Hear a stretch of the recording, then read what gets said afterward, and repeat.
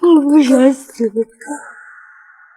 我叫王桃，是个常年混迹街头的不良少女。3年前我吸毒后驾车失控，将辖区警察展哥怀孕的老婆撞成了植物人，即将出生的孩子也被我撞没了。因为当时我未满18岁，只在少管所待了3年。出狱那天，一辆帕杰罗突然出现在身后，对我穷追不舍，像是要置我于死地。高桥阿姨们，有人要命啊！可当我看清驾驶座上那张仇恨的面孔，我不顾一切的逃命，但最后还是被抓住了。他的枪口离我眉心很近。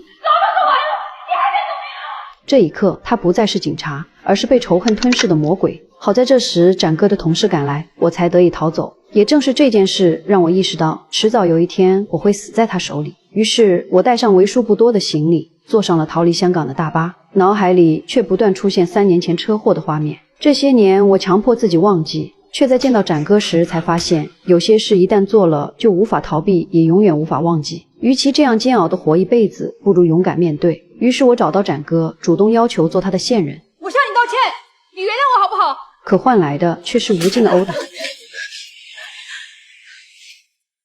我可以做你的线人。炮仗、灰熊、周世昌、6698、1177、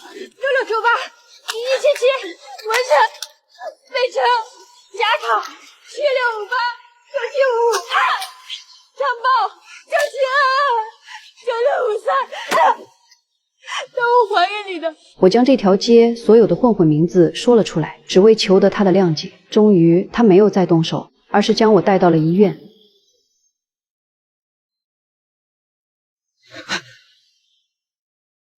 看到只能依靠机器维持生命的展太太，我顿时愧疚到无地自容。我想要回一个能走能跑的老婆，还有我女儿，你要能偿还我怎么都行。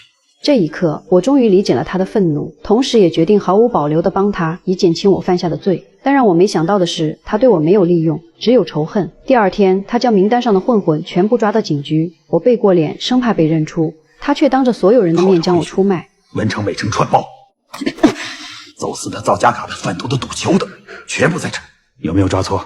你想我死了？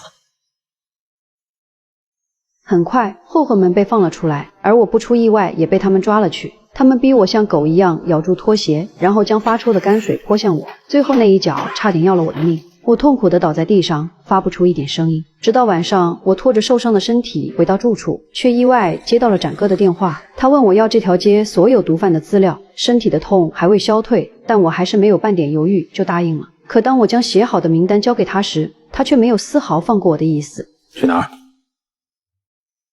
我不想死。他竟然让我和他一起去抓毒贩。为了赎罪，我不得不再次冒险，为他敲开一个又一个门。出来！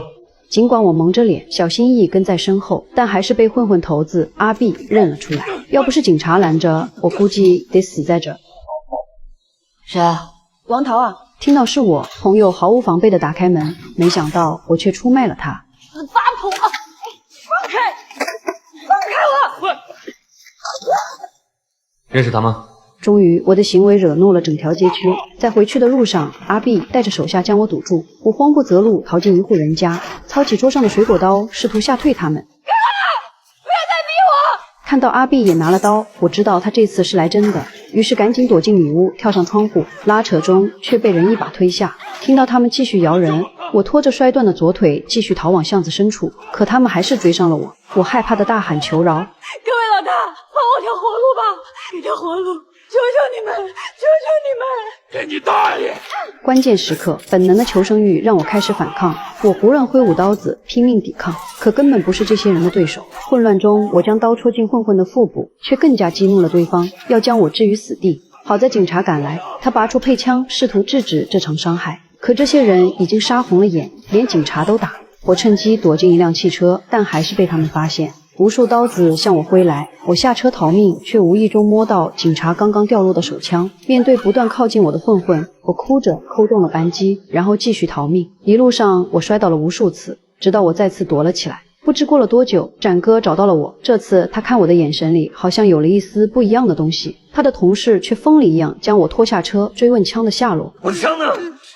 在哪儿？我不知道。拿出来！王涛，我的枪在哪儿？在哪儿？在哪儿？人掉了。刚刚经历生死逃亡的我，此时大脑一片空白，命都快没了，怎么可能想起掉枪的位置？只是不停质问展哥为什么要这样对我。我真的好怕，我好怕呀！我真的好幸福，我不想死，我不想死。最后，他们将我铐在车门上去找枪，致使我被藏匿在这一带的变态杀人犯盯上。他温柔抚摸我的伤口，却让我感到了彻骨的冰凉。等我再次醒来，发现自己身在一个垃圾场，双手被绳子捆住，旁边还躺着一具腐烂的女尸，不远处的沙发上也躺着一个女人，只是不知是死是活。接着，我惊恐地发现，他们都被砍去了左手。想起最近新闻里的连环杀人案，我顿时恐惧到了极点。殊不知，这只是噩梦的开始。看着流浪汉慢慢靠近，我忍不住浑身发抖。他为我清理伤口，然后丧心病狂地侵犯了我。我愤怒地嘶吼，却无济于事，害怕一切结束后，他会像对待这两个女人一样斩去我的左手。于是我偷偷找到一块铁片，本想割断绳子逃走，结果还是被发现了。他生气地将我拖到一边，用铁锹狠狠抵住我的手腕。生死关头，我说出了他口中喃喃的自语。趁他愣神的功夫，我拼尽全力试图逃走，却再次被他拖了回来。混乱中，我摸到一把螺丝刀，狠狠刺进了他的心脏。就在被推开的瞬间，我抓住流浪汉最珍视的东西，一张儿时他与母亲的合影。看到他无比痛苦的模样，我故意将照片丢向远处，然后趁他去捡时逃离这里。然而，被雨水泡坏的照片让流浪汉更加愤怒。身后越来越清晰的铁锹声和怒吼，也让我感到了前所未有的绝望。眼看无路可逃，我只能钻进一只柜子，听着他愤怒的吼叫声，然后打开一个又一个柜子。我恐惧到浑身颤抖，几乎快要窒息，心里祈祷他千万不要找到我。突然，外面传来打斗声，混合着男人的嘶吼和东西被击碎的声音。是展哥和他的同事控制住了流浪汉，然而柜子里的我却对此毫不知情。听着不断靠近的喘息声，我拼命撕咬手腕的绳子，突然看到脚下掉落的手枪，我像是抓住了救命稻草，将它紧紧握在手里，眼睛则死死盯着柜门。突然，柜门被拉开，我本能扣动扳机，将里面的子弹全部射光。可当我抬眼看去，倒在我面前的不是流浪汉，而是来救我的展哥。这一刻，我崩溃了，我发疯似的吼叫，来对抗这令人窒息的命运。我宁愿自己死在流浪汉手里，也不愿看到展哥死在我面前。看着他招手示意我过去，而我却不敢面对这一切。我多希望展哥对我只有恨，这样他就不会为了救我而丧命。如果3年前我没有毒驾，这一切就不会发生。几天后，我在病床上醒来，展哥的同事告诉我，那天展哥招手让我过去，其实是想和我说声对不起。只可惜当时我没有听见。恍惚间，我再次听到展哥的声音：你要好好活下去。后来我做了一个梦，还是那条熟悉的马路，展哥和怀孕的妻子手挽着手幸福地走着，就像这一切都没有发生过。